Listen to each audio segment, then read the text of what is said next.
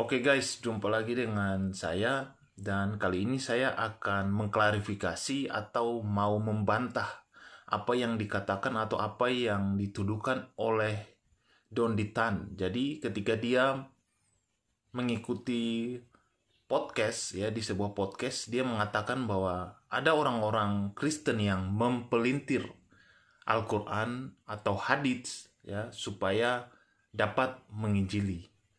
Ya, lihat baik-baik videonya. Bentar. Maksudnya Anda mau mengatakan nantinya bahwa ternyata udah ada bocorannya si misionaris ini bikin sesuatu gagal, bikin plan B gagal, plan C gagal, akhirnya dia bikin sekolah Islam. Enggak, tetap sekolah Kristen, namanya Sekolah Tinggi Teologi. Tapi di dalam Sekolah Tinggi Teologi itu ada mata pelajaran Islamologi. Untuk ngerusak Islam dari dalam, maksud Anda gitu? Ya, saya nggak bilang Anda jawab rusak dong, tegas lah ya. dong, Anda tegas dong. Yang jelas, itu Islamologi di dalam STT itu memang mereka pelajari untuk mengenal Islam dan untuk bagaimana menginjili orang Islam. Menggunakan ayat-ayat Quran atau hadis-hadis yang dipelintir. Seperti tadi ngomong Nabi Muhammad SAW disebut pedofil. Salah satunya itu. Ya, jadi mungkin ada yang masih bingung atau yang belum tahu tentang Sekolah Tinggi Teologi atau STT ya. Jadi saya jelaskan sedikit. Jadi STT itu sejajar dengan perguruan tinggi ya, perguruan tinggi Kristen yang ditujukan untuk mengasah atau membentuk orang-orang Kristen untuk bergerak sesuai bidang yang ditekuninya. Jadi di dalam Sekolah Tinggi Teologi itu atau STT itu ada beberapa jurusan, misalnya jurusan teologi ya. Jadi prospek kedepannya itu bisa jadi pendeta, bisa jadi pemimpin lembaga Kristen ya, dan bekerja di instansi pemerintah juga bisa. Kemudian ada jurusan misiologi. Nah, jurusan misiologi itu untuk orang-orang yang terpanggil untuk menjadi misionaris biasanya ya. Kemudian ada juga jurusan musik gerejawi ya. Kemudian ada juga jurusan PAK atau pendidikan agama Kristen, itu yang bergerak banyak di dunia pendidikan Kristen ya. Jadi ada beberapa jurusan lain juga. Nah, tetapi yang pasti bahwa di sekolah teologi ya memang diajarkan Islamologi ya, tetapi kalau untuk mempelintir hadits atau Al-Quran dan sebagainya itu ya, itu perlu dipertanggungjawabkan ya. Apa yang dikatakan oleh Don Ditan itu ya perlu pertanggungjawaban akademis, apalagi dia bilang kalau sumbernya itu atau informasi yang dia dapatkan itu dari orang-orang yang sudah lulus STT, dari STT dan masuk Islam atau mualaf ya, itu perlu dipertanggungjawabkan. Mereka belajar. Dari mana saya tahu begini? Dari orang-orang lulusan STT itu yang sudah masuk Islam. Oh, alhamdulillah, bagus punya mata-mata. Udah keluar dari STT, udah masuk Islam, ngomong depan gua. Lu ada ijazahnya nggak? Ada, kasih lihat ke gua foto. Jadi gua udah tahu STT mana yang mengajarkan begitu. Gitu. Kemudian di Sekolah Tinggi Teologi itu jadi bukan saja Islamologi yang dipelajari. Jadi kami yang sekolah teologi itu juga belajar agama-agama lain ya. Misalnya Konghucu, Buddha, Hindu ya. Advent juga kami belajar, Katolik juga kami belajar, bahkan religi atau kepercayaan suku-suku purba di Indonesia itu kami juga belajar ya.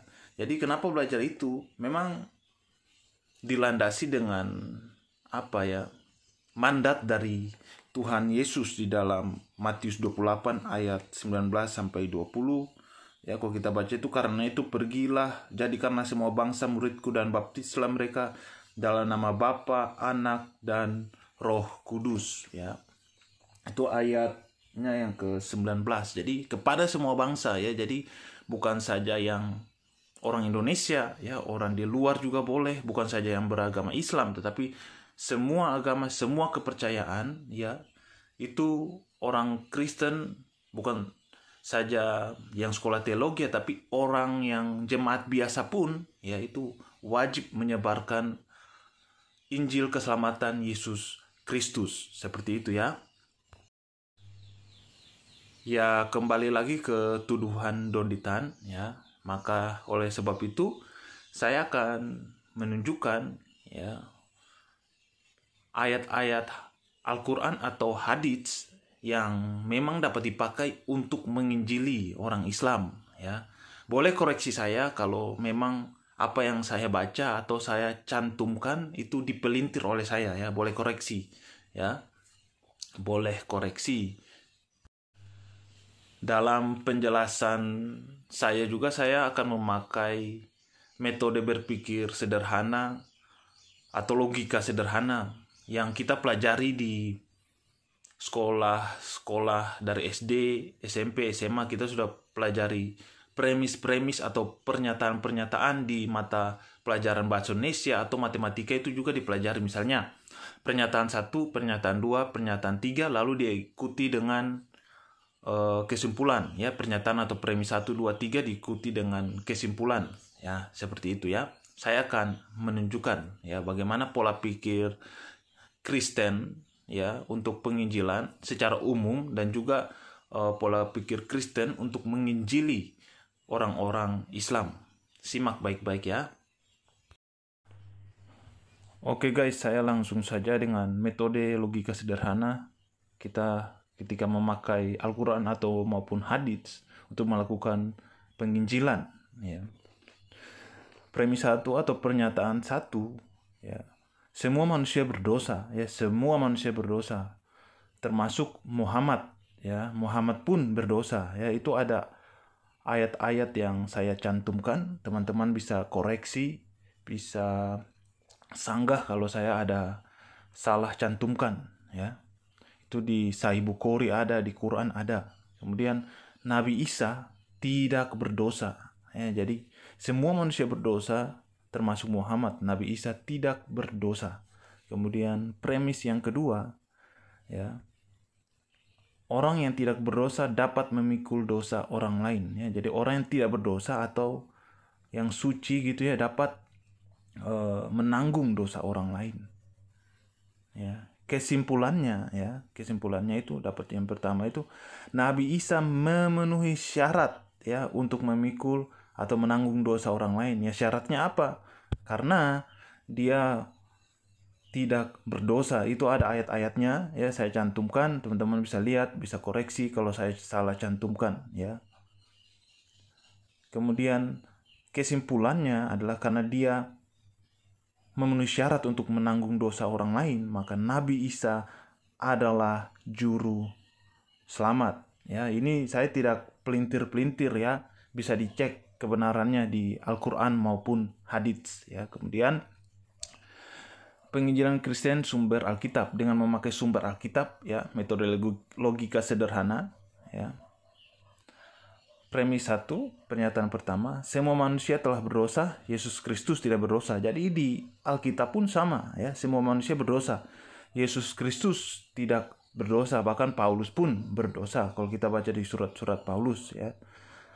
Premis 2, yang dapat menebus manusia berdosa adalah yang tidak berdosa, ya. Itu kalau kita baca di Ibrani pasal 9 ayat seterusnya, ya, sampai pasal ke-10, yaitu dijelaskan sangat detail di sana bagaimana yang dapat menebus manusia atau syarat yang dapat menebus manusia itu seperti apa. Dan kesimpulannya, ya, Yesus Kristus memenuhi syarat penebus atau penanggung dosa. Dan kesimpulannya adalah Yesus Kristus adalah juru selamat, ya. Jadi baik di Alkitab, ya, maupun Al-Quran, ya, itu juru selamatnya. Kalau di Alkitab pakai sumber Alkitab ada Yesus Kristus. Kalau di sumber Al-Quran adalah Nabi Isa, ya. Terlepas dari kontroversi bahwa Nabi Isa ini berbeda dengan Yesus Kristus, ya, ada yang bilang sama, ada yang bilang berbeda, yaitu terlepas dari kontroversi itu, ini adalah sebuah fakta ya dari Al-Quran, hadis maupun dari Alkitab ya. Oleh sebab itu saya mengajak orang-orang yang mendengarkan video saya ini, saya mau baca satu ayat Alkitab dari Yohanes 3 ayat 16. Karena begitu besar kasih Allah akan dunia ini sehingga ia telah mengaruniakan anaknya yang tunggal supaya setiap orang yang percaya kepadanya tidak binasa melainkan beroleh hidup yang kekal. Bapak, Ibu, Saudara, adik, kakak, semua yang mendengar video saya, bertobatlah, percaya kepada Yesus Kristus, maka engkau akan bersama-sama dengan Dia di dalam kekekalan. Amin. Oke, jadi jelas ya apa yang telah saya jelaskan. Jadi kalau kita mau memakai metode logika sederhana, kalau kita pakai Alkitab, ya beberapa ayat di Alkitab, kita akan menemukan bahwa Yesus Kristus adalah juru selamat orang berdosa, ya. Itu yang dapat dijadikan dasar untuk penginjilan. Kemudian kalau kita pakai Al-Quran atau hadits, ya sama ya, bahwa kita akan menemukan bahwa Nabi Isa adalah penyelamat orang berdosa, karena ya tadi telah saya jelaskan dia tidak berdosa. Nah, oleh sebab itu dia mempunyai kecakapan atau kualifikasi untuk menebus orang berdosa. Seperti itu. Kemudian seperti apa yang dikatakan oleh Don Ditan bahwa ada yang pelintir Al-Quran atau hadits, misalnya yang tadi dia katakan bahwa Muhammad itu adalah seorang pedofil, ya. Tegas dong, ada tegas dong. Yang jelas itu Islamologi di dalam STT itu memang mereka pelajari untuk mengenal Islam dan untuk bagaimana menginjili orang Islam, menggunakan ayat-ayat Quran atau hadis-hadis yang dipelintir. Seperti tadi ngomong Nabi Muhammad SAW disebut pedofil, salah satunya itu. Saya juga mau tanya ke Don Ditan atau rekan-rekan Muslim atau siapa aja ya, yang mualaf atau siapapun ya, bagaimana hal yang dipelintir tersebut ya dapat dijadikan jembatan untuk mengadakan penginjilan ya. Kalau logika berpikir sederhana yang saya ambil dari Quran maupun hadits tadi, kan bisa tuh ya dijadikan jembatan untuk melakukan penginjilan. Ya. Jadi gimana gitu loh. Don Ditan ini kan kayak asal ngomong aja, dia bilang dari lulusan STT yang bilang kepada dia. Nah, orang-orang itu kan akademisinya itu perlu dipertanyakan ya. Salah satunya itu, mereka belajar. Dari mana saya tahu begini? Dari orang-orang lulusan STT itu yang sudah masuk Islam. Oh, alhamdulillah, bagus punya mata-mata. Udah keluar dari STT, udah masuk Islam, ngomong depan gua. Lu ada ijazahnya nggak? Ada, kasih lihat ke gua foto. Jadi gua udah tahu STT mana yang mengajarkan begitu. Gitu. Jadi Don Ditan itu ya jangan asal ngomong ya, harus dipertanggungjawabkan gitu loh. Karena sudah main-main akademisi ya. Seperti itu ya. Jadi itu saja video dari saya. Ya, semoga Tuhan memberkati kita semua. Amin.